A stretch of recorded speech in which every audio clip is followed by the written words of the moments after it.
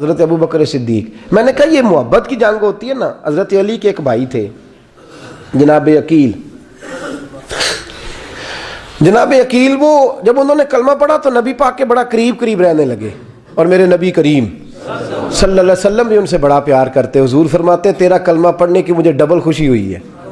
یا رسول اللہ کس طرح؟ فرمایا ایک میرا تو صحابی بنا ہے, دوسرا تو میرا بھائی تھا مسلمان ہو گیا ہے.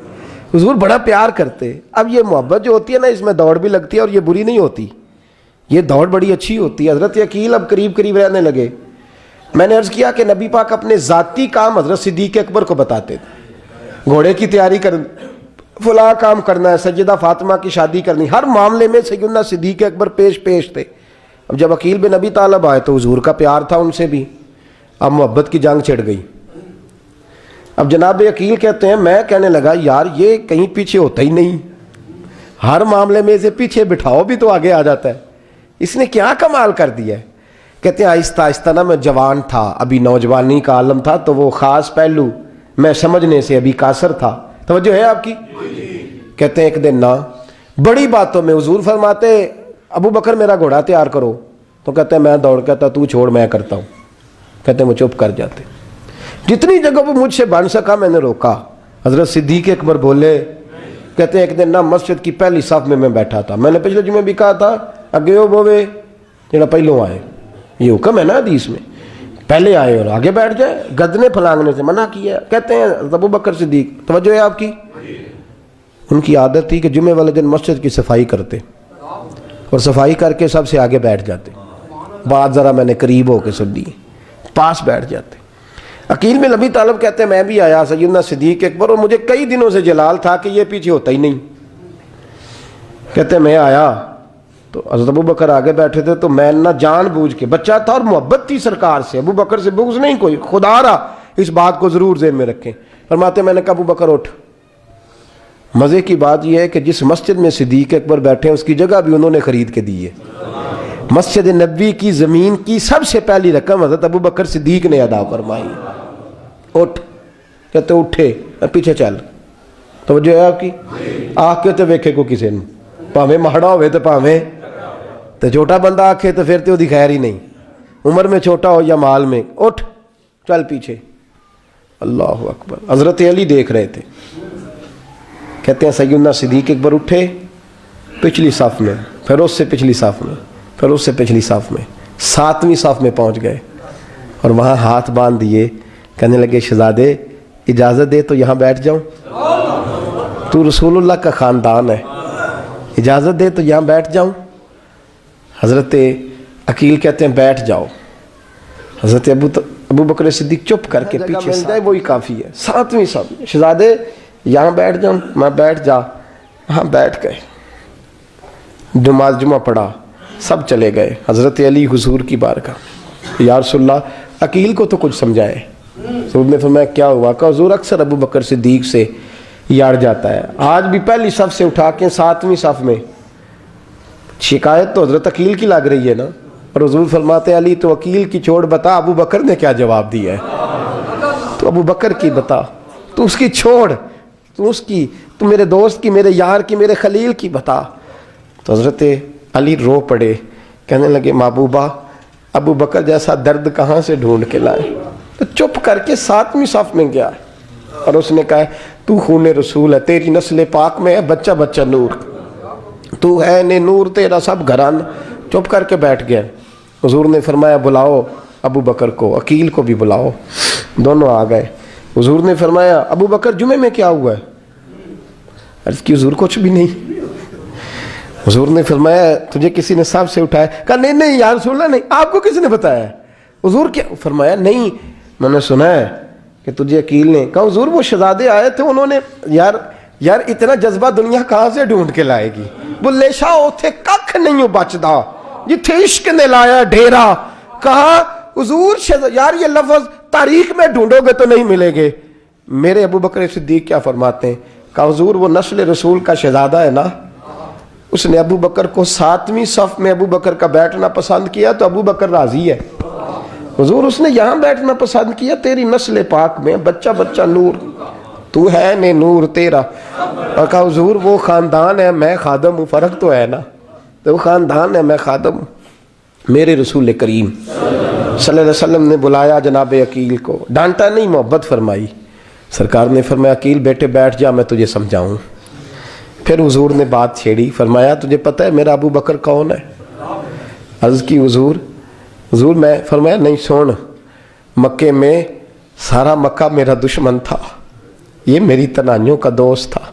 فرمایا لوگ تلواریں لے کے آتے تھے مجھے مارنے، اور اس کی تلوار اٹھتی تھی، کہتا تھا پہلے میں مروں گا پھر کوئی مصطفیٰ تک جائے۔ تجھے پتہ ہے یہ کون ہے؟ حضرت ابو بکر صدیق ہاتھ باندھے، حضور میں نوکر ہوں یا رسول اللہ، میں نے کوئی شکایت ہی نہیں کی۔ فرمایا عقیل یار ادھر بیٹھ بیٹے، میں تجھے بتاؤں۔ کہا لوگ مجھے شیب ابی طالب میں قید کر آئے تھے، میری بیٹیاں پتے کھا کے گزارا کرتی تھی۔ یہ ابو بکر تھا پورے مکے میں جو ظلم سہ سہ کے میرے تک غلہ اور اناج لے کے آتا تھا۔ فرمایا عقیل ادھر آ، میں تجھے بتاؤں، تیرا خاندان تیرا قبیلہ سوائے مولا علی شیر خدا کے، فرمایا وہ سب لوگ میرے ساتھ پیار کرتے تھے، ہمارے اوپر انہوں نے مکے کی زمین تنگ کر دی۔ فرمایا میں مکے سے نکلا تھا، ابو بکر کی بیٹی غار ثور میں کھانا پکا کے لاتی تھی، اس کا بچہ بکریوں کا دودھ لے کے آتا تھا۔ فرمایا یہ جان پہ کھیل کے میری نگرانی کرتا تھا۔ فرمایا تجھے پتہ ہے جس جگہ تو بیٹھا ہوا ہے نا، یہ مسجد کی زمین بھی ابو بکر صدیق نے خرید کے دی۔ حضرت سیدنا عقیل یا رسول اللہ غلطی، حضرت ابو بکر کہتے ہیں حضور واللہ و رسول و منو، میرے اوپر اللہ رسول کے احسان ہے۔ آخری لفظ میرے حبیب نے کہے، حضور نے فرمایا عقیل میرے پاس جس کے بھی پیسے آتے ہیں میں بگانے سمجھ کے خرچ کرتا ہوں، میں کہتا ہوں فلانے کے ہیں، وہ پوچھے گا کہاں لگے، لیکن ابو بکر کے پیسے آتے ہیں تو میں اپنے سمجھ کے خرچ کرتا ہوں۔ اور میرے رسول کریم صلی اللہ علیہ وسلم نے فرمایا میرے ساتھ جس نے نیکی کی میں نے بدلہ چکا دیا ہے، ابو بکر کا میں نے بدلہ دیا ہی نہیں۔ قیامت کے دن جب سب جنت میں جانے لگیں گے تو میں اس کا بازو تھام کے اللہ کی بارگاہ میں لے جاؤں اور میں کہوں گا یا اللہ میرے مولا، کلمہ پڑھنے سے لے کر غار تک، غار سے بدر تک، بدر سے احد، حنین، خندق، تبوک اور مزار تک، یا اللہ اس کی بڑی نیکیاں ہیں، اسے تو ہی بدلا عطا فرما۔ میرے دوستو یہ رنگ حضرت سیدنا صدیق اکبر، بس وہ اقبال نے کہا کہ صدیق کے لیے ہے خدا کا رسول اور اس سے آگے پیچھے کچھ نہیں۔ یہ جو ماننے کا انداز ہے نا، یہ دیکھیے نا، حضرت ابو بکر صدیق، بڑی دفعہ آپ نے بات سنی ہے لیکن اس بات کی لذت بڑی شاندار ہے۔ حضرت عمر نے طبیب بلایا ہے ابو بکر کو دکھانے کے لیے ملک شام، پہلے مانتے نہیں تھے، مولا علی کی سفارش ڈالی، پھر دونوں لے کے آئے، سیدنا علی المرتضیٰ بیٹھے ہیں، حضرت عمر بیٹھے ہیں، کہتے ہیں طبیب کو چیک کرو، ملک شام کا بڑا ڈاکٹر ہے۔ چیک کر لیا تو ڈاکٹر کہنے لگا کوئی مرض نہیں، کوئی تکلیف نہیں، کمزوری بڑی ہے، کمزوری بڑی ہے، ان سے پوچھے انہیں کیا مرض ہے۔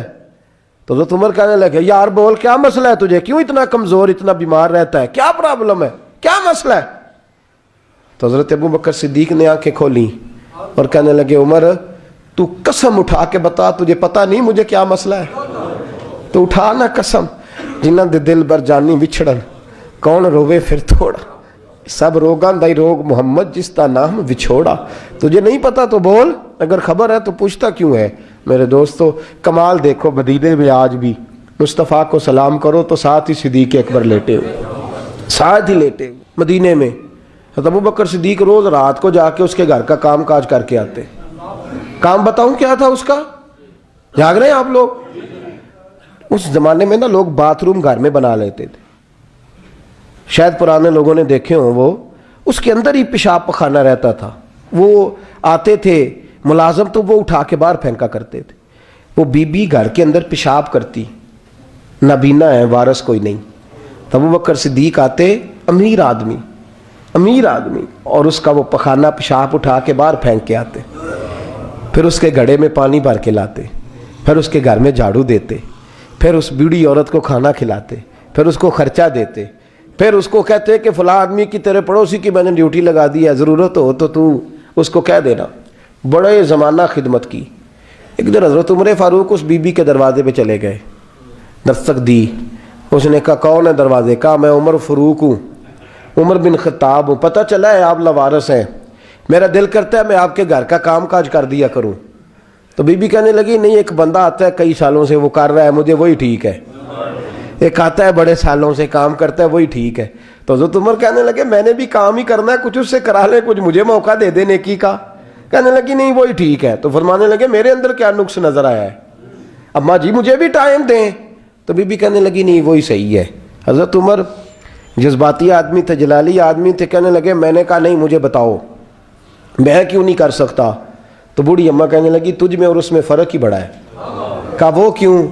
کہنے لگے اتنے سال ہو گئے اسے آتے ہوئے، اتنے سال، تو پہلے دن آیا ہے اور آتے کہہ رہا ہے میں عمر بن خطاب ہوں، اپنا نام بتا رہا ہے، سالوں ہو گئے میں روز پوچھتی ہوں تیرا نام کیا ہے، وہ بتاتا ہی نہیں۔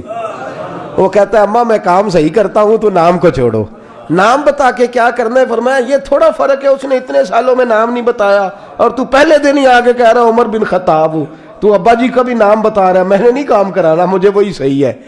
نام نہیں بتاتا، نوکری پوری کر جاتا ہے۔ حضرت سیدنا عمر فاروق فرماتے ہیں میں تہجد کے وقت جھاڑیوں میں چھپ کے بیٹھ گیا، کہتے ہیں مسجد نبی سے وہ شخص نکلا، چہرے پہ نقاب، پیروں سے ننگا، اور میں نے اس شخص کو خرامہ خرامہ اس بوڑھی عورت کے گھر کے قریب جاتے دیکھا، تو پیچھے سے جا کے میں نے کہا او مسافر چہرہ تو دکھا۔ تو کہتے ہیں چہرہ اٹھایا تو ابو بکر صدیق تھے، صدیق اکبر تھے۔ حضرت عمر فاروق فرماتے ہیں میں نے کہا تو جوتی کو اتار کے آتا ہے؟ تو کہنے لگے جوتی سے جب چلتا ہوں تو پیروں میں آواز پیدا ہوتی ہے جوتے کی وجہ سے، پڑوسیوں کو تکلیف دینے کا مقصد تو کوئی نہیں نا۔ اور فرمایا جب جوتوں سے آواز پیدا ہوگی تو گلی محلے والے پوچھیں گے ابو بکر کدھر جا رہا ہے، تو میں نیکی کسی کو بتانا نہیں چاہتا۔ تو فرمایا ابو بکر کب سے آ رہے ہو؟ فرمایا چھوڑ عمر، بس دعا کر رب میرا آنا قبول فرما لے، تو دعا کر سرکار کی بارگاہ میں حاضری صحیح لگ جائے، چھوڑ میں کب سے آ رہا ہوں، کس وقت سے آ رہا ہوں، اس مسئلے کو چھوڑ، تو یہ دیکھ پانی پر نسویلیاں رنگا رنگ کڑے پرے اس دا جانی ہے جس دا توڑ چڑھے۔ یہ بات آپ نے درجنوں بار سنی ہے، لیکن اس پر غور تو کرو میرے دوستو کہ حضرت عمر فاروق فرماتے ہیں جن دنوں تبوک کے لیے میرے نبی نے اعلان فرمایا میرے حالات اچھے تھے، ابو بکر کے اچھے نہیں تھے، مالی حالات کمزور تھے، کچھ مسائل تھے، میرے اچھے تھے۔ میری سرکار نے اعلان فرمایا کہ پیسے دو، فرماتے ہیں چونکہ میرے حالات بھی اچھے تھے تو میں نے کہا اس دفعہ پہلا نمبر میرا ہی ہوگا۔ فرماتے ہیں آدھا مال گھر کا، یہ بھی بڑی دلیری ہے۔ کتنا؟ بولیے اتنے تو اسی ابے نو نہیں دس دے ساڑھے کو پیسے کنے نے، کہتے ابا جی مانگنا لین، والد صاحب کو نہیں بتاتے، ہماری جیب بکھری ہوتی ہے، ایسے ہی نانا کو مانگی نہ لے۔ آدھا مال حضرت عمر فاروق فرماتے ہیں آدھا مال میں نے بانٹ کے حضور کی بارگاہ میں، اور ساتھ میرا ارادہ ہے کہ ابو بکر آج میں نہیں تجھے آگے گزرنے دیتا۔ فرماتے ہیں مال پیش کیا، تھوڑی دیر گزری تو ابو بکر بھی آ گئے، اور منظر کیا ہے؟ کہتے ہیں انہوں نے قمیض پہنی ہوئی ہے بوریے کی، سر پہ ٹوپی کوئی نہیں، پیروں میں جوتا کوئی نہیں، سر میں ٹوپی کوئی نہیں، پیروں میں جوتا کوئی نہیں۔ کہتے ہیں ابو بکر صدیق آئے، سب کا مال آیا، مصطفیٰ کی بھی اتنی توجہ نہیں تھی، پر جب ابو بکر آئے تو میں نے مصطفیٰ کریم کے انداز بھی بدلے ہوئے دیکھے، اس شخص کے آنے پر بدلے ہوئے دیکھے۔ فرماتے ہیں میرے رسول پاک کے سامنے ہر چیز ابو بکر نے قدموں میں ڈھیر کر دی، اور ڈھیر کر کے نا چیزیں رکھ کے تو فٹافٹ پچھلی سائڈ پہ، کسی کو پتہ نہ چل جائے، پچھلی سائڈ پہ حضور کے۔ تو حضور نے فرمایا ابو بکر سامنے آنا، گھر کیا چھوڑ کے آیا ہے؟ فرمایا ہر چیز، پیچھے بیٹھ گئے۔ تو محبوب نے بازو تھام کے آگے کیا، فرمایا کیا چھوڑ کے آیا گھر؟ یہ اس بات پہ بات آپ نے پہلے بھی سنی ہے، لیکن ان لفظوں پہ غور کرو۔ ابو بکر نے یہ نہیں کہا حضور کچھ بھی نہیں میں سارا کچھ لے، یہ لفظ کہا ہی نہیں۔ اللہ کرے ہمیں اس عقیدے کو سمجھیں، اس نظریے کو۔ یہ ترمذی اور مشکات دونوں میں یہ لفظ موجود ہے۔ یہ نہیں کہا حضور کچھ بھی نہیں سارا کچھ لے آیا ہوں، یہ نہیں فرمایا۔ حضور نے فرمایا ابو بکر کیا چھوڑ کے آئے ہو گھر؟ توجہ ہے آپ کی؟ لفظ دیکھیں، کہا ما ابقیت اللہ و رسولہ، یا رسول اللہ گھر میں خدا کو بھی چھوڑ آیا ہوں، محمد مصطفیٰ کو بھی چھوڑ آیا ہوں۔ یہ لفظ ہے سیاستہ کے۔ اقبال کہتے ہیں پروانے کو شمع بلبل کو بھول، بس اس بس کو سمجھنا، پروانے کو شمع بلبل کو پھول، بس صدیق کے لیے ہے خدا کا رسول اور بس۔